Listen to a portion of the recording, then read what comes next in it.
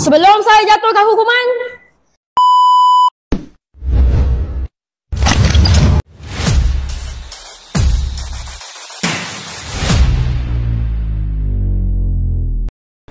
di sebalik dunia matematik tersembunyi satu kisah pilu. Sifir 8 mencabar, disisihkan dan selalu dilupakan. Hari ini dia bangkit menuntut keadilan. Inilah kisah Sifir 8 yang tersakiti.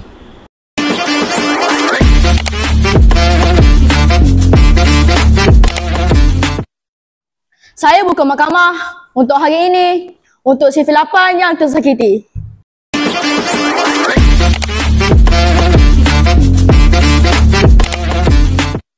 Tuan Hakim, sudah tahu saya didera emosi. Murid-murid tak pernah cuba hafal saya.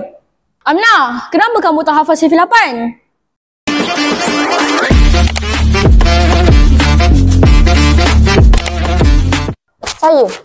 Saya lebih suka Sifir 2. Semua kena.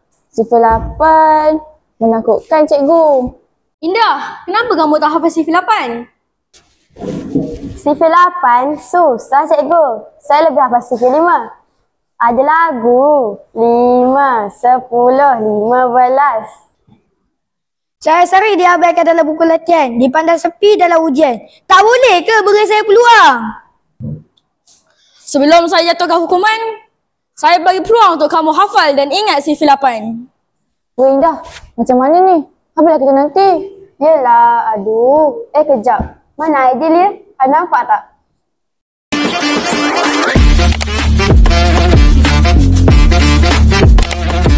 Sifir 8 tak susah lah. Mari ikut saya menyanyi. Aduh 8 bukan maksudku begitu. Masalah lupa bukan berarti tak mau. Sifir 8 tidak susah, cuma perlu rajin saja. Ikutlah saya, kita nyanyi bersama. Mula 8, 16, 24, 32, 40, 48, 5, 6, 6, 4, 7, 2. Marilah kawan kita hafal bersama. Wah, hebatnya Kak Aidil. Ajarlah kami juga. Kami tak nak kena hukuman. Jom nyanyi bersama saya. Aduh 8 bukan maksudku begitu.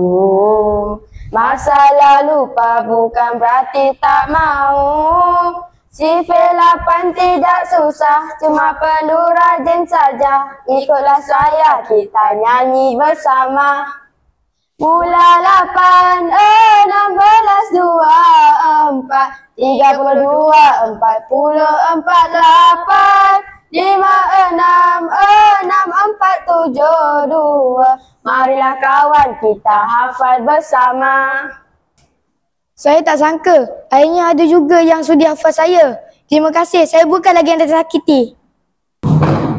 Setelah saya melihat usaha kamu yang sangat mantap, dengan ini, mahkamah menarik balik semula semua hukuman kamu.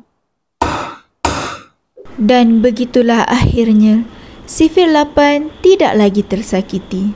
Murid-murid mula menghargainya. Cikgu pun tersenyum bahagia. Dan matematik tidak lagi menjadi mimpi ngeri.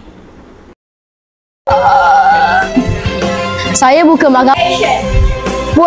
Puan pula. Sekejap.